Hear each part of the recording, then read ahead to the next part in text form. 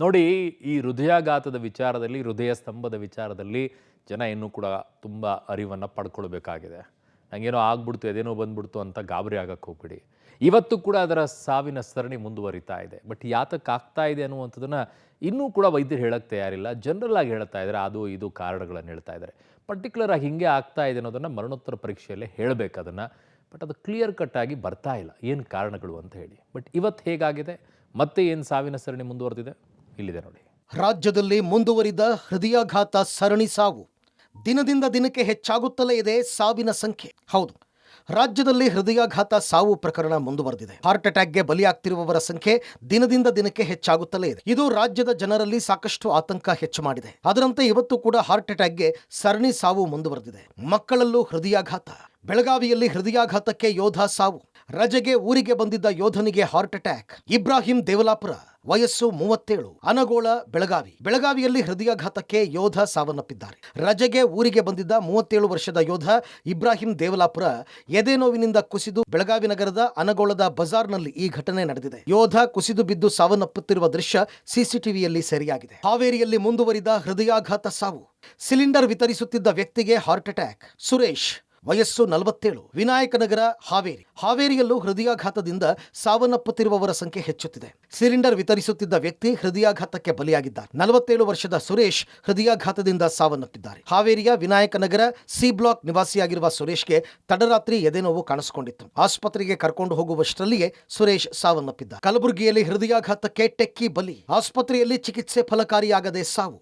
ಶ್ರೀನಾಥ್ ಹಲಕರ್ಟಿ, ವಯಸ್ಸು 38, ಸೇಡಂ, ಕಲಬುರಗಿಯಲ್ಲಿ ಹೃದಯಾಘಾತಕ್ಕೆ ಟೆಕ್ಕಿಯೊಬ್ಬರು ಬಲಿಯಾಗಿದ್ದಾರೆ. 38 ವರ್ಷದ ಶ್ರೀನಾಥ್ ಹಲಕರ್ಟಿ ಹೃದಯಾಘಾತದಿಂದ ಸಾವನ್ನಪ್ಪಿದ್ದಾರೆ. ಕಲಬುರಗಿ ಜಿಲ್ಲೆ ಸೇಡಂ ಪಟ್ಟಣದ ನಿವಾಸಿಯಾಗಿರುವ ಶ್ರೀನಾಥ್ ಹೈದರಾಬಾದ್ನ ಖಾಸಗಿ ಕಂಪನಿಯಲ್ಲಿ ಟೆಕ್ಕಿಯಾಗಿದ್ದರು. ಕಳೆದ ವಾರ ಹೃದಯಾಘಾತದಿಂದ ಆಸ್ಪತ್ರೆಗೆ ದಾಖಲು ಮಾಡಲಾಗಿದ್ದು, ಆಸ್ಪತ್ರೆಯಲ್ಲಿ ಚಿಕಿತ್ಸೆ ಫಲಕಾರಿಯಾಗದೆ ಸಾವನ್ನಪ್ಪಿದ್ದಾರೆ. ಬೀದರ್ನಲ್ಲಿ ಹೃದಯಾಘಾತಕ್ಕೆ ಮತ್ತೊಬ್ಬರು ಬಲಿ. ಕಾಲೇಜಿಗೆ ಹೋಗ್ತಾ ಇದ್ದ ಅತಿಥಿ ಉಪನ್ಯಾಸಕ ಸಾವು. ಡಾಕ್ಟರ್ ರವಿಕುಮಾರ್, ವಯಸ್ಸು 48, ಹುಲಸೂರು ಪಟ್ಟಣ, ಬೀದರ್ನಲ್ಲಿ ಹೃದಯಾಘಾತಕ್ಕೆ ಮತ್ತೊಬ್ಬರು ಬಲಿಯಾಗಿದ್ದಾರೆ. ಕಾಲೇಜಿಗೆ ಹೋಗುತ್ತಿದ್ದ ಸರ್ಕಾರಿ ಅತಿಥಿ ಉಪನ್ಯಾಸಕ ಹೃದಯಾಘಾತದಿಂದ ಸಾವನ್ನಪ್ಪಿದ್ದಾರೆ.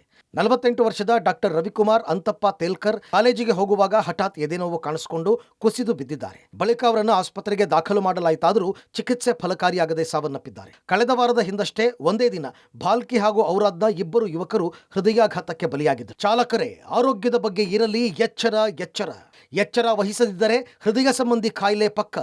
ಇತ್ತೀಚೆಗೆ ಚಾಲಕರಲ್ಲೇ ಅತಿಯಾಗಿ ಹೃದಯ ಸಂಬಂಧಿ ಕಾಯಿಲೆಗಳು ಕಾಣಿಸಿಕೊಳ್ತಾ ಇದೆ. ಲಾರಿ ಚಾಲಕರು, ಆಟೋ ಚಾಲಕರಿಗೆ ಹೆಚ್ಚಾಗಿ ಹೃದಯಾಘಾತಗಳಾಗ್ತಾ ಇವೆ. ಈ ಹಿನ್ನೆಲೆಯಲ್ಲಿ ಚಾಲಕರಿಗೆ ಆರೋಗ್ಯ ಸಚಿವರು ಎಚ್ಚರ ಇರಲಿ ಅನ್ನೋ ಸಂದೇಶ ರವಾನಿಸಿದ್ದಾರೆ. ಆಟೋ, ಕ್ಯಾಬ್, ಬಸ್ ಚಾಲಕರು ಹೈ ರಿಸ್ಕ್ ಲಿಸ್ಟ್ನಲ್ಲಿದ್ದು, ಆ ಲಿಸ್ಟ್ನಲ್ಲಿ ಮತ್ತಷ್ಟು ವರ್ಗವೂ ಇದೆಯಂತೆ. ಹೀಗಾಗಿ ಆರೋಗ್ಯ ಸಚಿವ ದಿನೇಶ್ ಗುಂಡೂರಾವ್ ಹೈ ರಿಸ್ಕ್ ವ್ಯಕ್ತಿಗಳ ಪತ್ತೆಗೆ ಸೂಚಿಸಿದ್ದಾರೆ.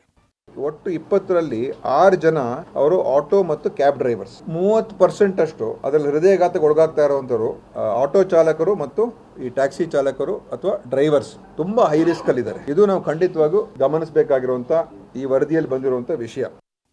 ಹಾಗಾದ್ರೆ ಸಂಭವನೀಯ ಹೈ ರಿಸ್ಕ್ ವರ್ಗಗಳು ಯಾವುವು, ಏಕೆ ಅಂತ ನೋಡೋದಾದ್ರೆ, ಹೃದಯಾಘಾತ ಹೈ ರಿಸ್ಕ್ ಯಾರ್ಯಾರು? ಆಟೋ, ಕ್ಯಾಬ್ ಚಾಲಕರು ಸೇರಿ ಎಲ್ಲ ಚಾಲಕರು, ವೈದ್ಯರು, ಕಟ್ಟಡ ಕಾರ್ಮಿಕರು, ಫ್ಯಾಕ್ಟರಿ ಕಾರ್ಮಿಕರು, ಬೀದಿ ಬದಿ ವ್ಯಾಪಾರಿಗಳು, ಬೀದಿ ಬದಿ ಅಂಗಡಿ ಸಿಬ್ಬಂದಿ, ಹೋಟೆಲ್ ಸಿಬ್ಬಂದಿ, ಬಸ್ ಸ್ಟಾಪ್ ಸಿಗ್ನಲ್ಗಳಲ್ಲಿರುವ ವ್ಯಾಪಾರಸ್ಥರು. ಹೃದಯಾಘಾತದ ಹೈ ರಿಸ್ಕ್ನಲ್ಲಿ ಆಟೋ, ಕ್ಯಾಬ್ ಚಾಲಕರು ಸೇರಿ ಎಲ್ಲಾ ಚಾಲಕರು ಇದ್ದಾರೆ. ವೈದ್ಯರು, ಕಟ್ಟಡ ಕಾರ್ಮಿಕರು, ಫ್ಯಾಕ್ಟರಿ ಕಾರ್ಮಿಕರು, ಬೀದಿ ಬದಿ ವ್ಯಾಪಾರಿಗಳು ಸೇರಿದಂತೆ ಬೀದಿ ಬದಿ ಅಂಗಡಿ ಸಿಬ್ಬಂದಿ, ಹೋಟೆಲ್ ಸಿಬ್ಬಂದಿ, ಟ್ರಾಫಿಕ್ ಪೊಲೀಸರು, ಬಸ್ ಸ್ಟಾಪ್ ಸಿಗ್ನಲ್ಗಳಲ್ಲಿರುವ ವ್ಯಾಪಾರಸ್ಥರು ಕೂಡ ಹೈ ರಿಸ್ಕ್ನಲ್ಲಿ ಇದ್ದಾರೆ. ಹೀಗಾಗಿ ಈ ಬಗ್ಗೆ ಎಚ್ಚರ ಇರಲಿ ಅಂತ ಆರೋಗ್ಯ ಇಲಾಖೆ ಸೂಚನೆ ನೀಡಿದೆ. ತಜ್ಞರ ವರದಿಯಲ್ಲಿ ಬಹುಮುಖ್ಯವಾಗಿ ಹೈ ರಿಸ್ಕ್ ವ್ಯಕ್ತಿಗಳು ಚಾಲಕರು ಅಂತೇಳಿ ಹೇಳಲಾಗಿದೆ. ಚಾಲಕರನ್ನು ಹೊರತುಪಡಿಸಿ ಉಳಿದಂತೆ ಯಾರು ಹೈ ರಿಸ್ಕ್ ಗುಂಪಿಗೆ ಬರ್ತಾರೆ ಅಂತೇಳಿ ಅಧ್ಯಯನ ಮಾಡೋದಕ್ಕೆ ಆರೋಗ್ಯ ಸಚಿವರು ಸೂಚನೆಯನ್ನು ಕೊಟ್ಟಿರುವಂಥದ್ದು. ಈಗ ಆ ಸಚಿವರು ಸೂಚನೆ ಕೊಟ್ಟ ಬಳಿಕ ಸಂಭಾವನೀಯವಾಗಿ ಬರ್ತಕ್ಕಂಥವ್ರು ಈಗ ಬೀದಿ ಬದಿ ವ್ಯಾಪಾರಿಗಳು, ಟ್ರಾಫಿಕ್ ಪೊಲೀಸರು ಮತ್ತು ಬೀದಿ ಬದಿ ಶಾಪ್ಗಳಲ್ಲಿ ವರ್ಕ್ ಮಾಡುವಂಥ ಸಿಬ್ಬಂದಿಗಳು, ಜೊತೆಗೆ ಕೆಮಿಕಲ್ ಫ್ಯಾಕ್ಟ್ರಿಗಳಲ್ಲಿ ವರ್ಕ್ ಮಾಡುವಂಥವ್ರು, ಈ ರೀತಿಯಾಗಿ ಹಲವು ಜನ ಹೈ ರಿಸ್ಕ್ ಕ್ಯಾಟಗರಿಗೆ ಬರ್ತಾರೆ. ಹಾಗಾಗಿ ಯಾರು ಬರ್ತಾರೆ ಅವರಿಗೆಲ್ಲ ಯಾವ ರೀತಿ ಹೃದಯ ಸಂಬಂಧಿ ಸಮಸ್ಯೆಗಳಿವೆ ಅವುಗಳನ್ನು ಚೆಕ್ ಮಾಡಿ ಅಧ್ಯಯನ ಮಾಡಿ ಮುಂಜಾಗ್ರತೆಯನ್ನು ವಹಿಸಬೇಕು. ಆ ಅಧ್ಯಯನದ ವರದಿ ಕೊಡಿ ಅಂತೇಳಿ ಸಚಿವರು ಸೂಚನೆಯನ್ನು ಕೊಟ್ಟಿದ್ದಾರೆ. ಹಾಗಾಗಿ ಚಾಲಕರ ಗುಂಪಿಗೆ, ಹೈ ರಿಸ್ಕ್ ಗುಂಪಿಗೆ ಮತ್ತೆಲ್ಲ ಯಾರೆಲ್ಲ ಸೇರಿಕೊಳ್ತಾರೆ, ಅಧ್ಯಯನದಲ್ಲಿ ಏನು ಹೊರಬೀಳಲಿದೆ ಅದನ್ನು ಕಾದು ನೋಡಬೇಕಾಗಿದೆ. ಮಡಿಕೇರಿಯ ಜಿಲ್ಲಾ ಆಸ್ಪತ್ರೆಯಲ್ಲಿ ಜನವೋ ಜನ. ಹಾಸನ ಮೈಸೂರು ಭಾಗದ ಜನ ಲಗ್ಗೆ. ಜ್ವರ ಸುಸ್ತು ಇದ್ದರೂ ಹೃದಯ ತಪಾಸಣೆ. ಹಾಸನ ಜಿಲ್ಲೆಯಲ್ಲಿ ಸರಣಿ ಸಾವುಗಳು ಸಂಭವಿಸ್ತಾ ಇರುವ ಹಿನ್ನೆಲೆಯಲ್ಲಿ ಹಾಸನ ಹಾಗೂ ಮೈಸೂರು ಭಾಗದ ಗ್ರಾಮೀಣ ಭಾಗದ ಜನರು ಇದೀಗ ಮಡಿಕೇರಿಯ ಜಿಲ್ಲಾ ಆಸ್ಪತ್ರೆಯತ್ತ ಧಾವಿಸ್ತಾ ಇದ್ದಾರೆ. ಸಾಮಾನ್ಯ ಜ್ವರ, ಸುಸ್ತು, ಉಸಿರಾಟದ ಸಮಸ್ಯೆಯಿಂದ ಬಳಲ್ತಾ ಇರುವವರು ಕೂಡ ಸ್ಥಳೀಯ ಆಸ್ಪತ್ರೆಗೆ ಹೋಗುವ ಬದಲು ನೇರವಾಗಿ ಮಡಿಕೇರಿಯ ಜಿಲ್ಲಾ ಆಸ್ಪತ್ರೆಗೆ ಬಂದು ಹೃದಯ ತಪಾಸಣೆ ಮಾಡಿಸ್ಕೊಳ್ತಾ ಇದ್ದಾರೆ. ರಾಜ್ಯಾದ್ಯಂತ ಹೃದಯ ಸಂಬಂಧಿತ ಕಾಯಿಲೆಯಿಂದ ಹಲವಾರು ಜನರು ಸರಣಿ ಸಾವನ್ನಪ್ಪಿರ್ತಕ್ಕಂಥ ಹಿನ್ನೆಲೆಯಲ್ಲಿ ಈಗಾಗಲೇ ಜನರು ಕೂಡ ಪಕ್ಕದ ಆಸ್ಪತ್ರೆಗಳಿಗೆ ಧಾವಿಸ್ತಾ ಇರ್ತಕ್ಕಂಥದ್ದು.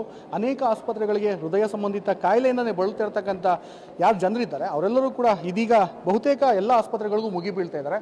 ಅದರಂತೆ ಮಡಿಕೇರಿಯ ಜಿಲ್ಲಾಸ್ಪತ್ರೆಯಲ್ಲೂ ಬಹಳಷ್ಟು ಜನರು ಮುಗಿಬೀಳ್ತಾ ಇದ್ದಾರೆ. ಅದರಲ್ಲೂ ಕೂಡ ಹಾಸನದಲ್ಲಿ ನಿರಂತರವಾಗಿ ಹೃದಯಾಘಾತದಿಂದ ಸಾವನ್ನಪ್ಪಿರೋ ಸಂಖ್ಯೆ ಕೂಡ ಗಣನೀಯವಾಗಿ ಏರಿಕೆ ಆಗ್ತಿರ್ತಕ್ಕಂಥ ಹಿನ್ನೆಲೆಯಲ್ಲಿ ಈಗಾಗಲೇ ಬಹುತೇಕ ಜಯದೇವ ಆಸ್ಪತ್ರೆಯಿಂದ ಹಿಡಿದು ಅನೇಕ ಆಸ್ಪತ್ರೆಗಳಲ್ಲಿ ಹೋಗಿ ಹೃದಯ ಸಂಬಂಧಿತ ಕಾಯಿಲೆಗೆ ತಪಾಸಣೆಯನ್ನು ಮಾಡ್ತಾ ಇರ್ತಕ್ಕಂಥದ್ದು. ಅದರಂತೆ ಮಡಿಕೇರಿಯ ಜಿಲ್ಲಾ ಆಸ್ಪತ್ರೆಯಲ್ಲೂ ಇದೇ ರೀತಿಯ ಪರಿಸ್ಥಿತಿ ನಿರ್ಮಾಣವಾಗಿದೆ. ಯಾಕೆಂದರೆ ದಿನನಿತ್ಯ ಜನರು ಕೂಡ ಮುಗಿಬೀಳ್ತಾ ಇದ್ದಾರೆ. ಈ ಒಂದು ತಪಾಸಣೆಯನ್ನು ಮಾಡಲಿಕ್ಕೆ ಮುಂದಾಗ್ತಾ ಇರ್ತಕ್ಕಂಥದ್ದು.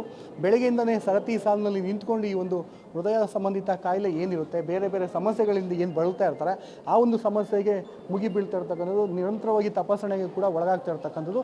ಬಹುತೇಕ ವಿಶೇಷವಾಗಿ ಇಲ್ಲಿ ಗಮನಿಸಬೇಕಾದಂಥ ಅಂಶ ಏನು ಅಂತಂದರೆ, ಕೊಡಗಿನ ಮಂದಿ ಒಂದಷ್ಟು ಜನಸಂಖ್ಯೆ ವಿರಳವಾದರೆ ಪಕ್ಕದ ಹಾಸನ ಜಿಲ್ಲೆ ಮತ್ತು ಹುಣಸೂರು, ಪಿರಿಯಾಪಟ್ಟಣ ಈ ಭಾಗದಿಂದನೂ ಕೂಡ ಹೆಚ್ಚಾಗಿ ರೋಗಿಗಳು ಧಾವಿಸ್ತಾ ಇರ್ತಕ್ಕಂಥದ್ದು ಮಡಿಕೇರಿಯ ಜಿಲ್ಲಾಸ್ಪತ್ರೆಗೆ. ಇಲ್ಲಿ ಏಕೆಂದರೆ ಯಥೇಚ್ಛವಾಗಿ ಜಯದೇವ ಆಸ್ಪತ್ರೆ ಇರ್ಬೋದು, ಬಹುತೇಕ ಬೇರೆ ಬೇರೆ ಭಾಗಗಳಲ್ಲಿ ಈಗಾಗಲೇ ಜನಗಳು ಕೂಡ ಸರತಿ ಸಾಲಿನಲ್ಲಿ ಕ್ಯೂ ಇರುತ್ತೆ.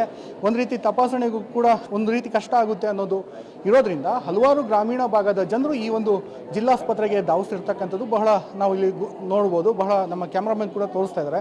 ಯಾಕೆಂದರೆ ಬೆಳಗಿನಿಂದನೂ ಕೂಡ ಸುಮಾರು ಜನರು ಹೆಚ್ಚಾಗಿ ಬರ್ತಾ ಇದ್ದಾರೆ. ಪ್ರತಿನಿತ್ಯ 200ರಿಂದ 300 ಜನ ಹೊರ ಜಿಲ್ಲೆಯವರೇ ಈ ಭಾಗಕ್ಕೆ ಬಂದು ತಪಾಸಣೆಯನ್ನು ಮಾಡ್ತಾ ಇರ್ತಕ್ಕಂಥದ್ದು. ಯಾಕಂದರೆ ಇಲ್ಲಿ ಸುಸಜ್ಜಿತವಾದಂತಹ ಎಲ್ಲ ಸೌಕರ್ಯಗಳು ಕೂಡ ಇರೋದ್ರಿಂದ ಅನೇಕ ಜನರು ಯಾರಿದ್ದಾರೆ, ವಯೋವೃದ್ಧರು ಇರ್ಬೋದು, ಮಕ್ಕಳಿರ್ಬೋದು, ಎಲ್ಲರೂ ಕೂಡ ಈ ಒಂದು ಭಾಗಕ್ಕೆ ಬರ್ತಾ ಇರ್ತಕ್ಕಂಥದ್ದು. ಬಂದು ಇಲ್ಲಿ ತಪಾಸಣೆಯನ್ನು ಮಾಡ್ತಾ ಇದ್ದಾರೆ. CT ಸ್ಕ್ಯಾನ್ ಕೂಡ ಮಾಡಿಸ್ತಾ ಇರ್ತಕ್ಕಂಥದ್ದು.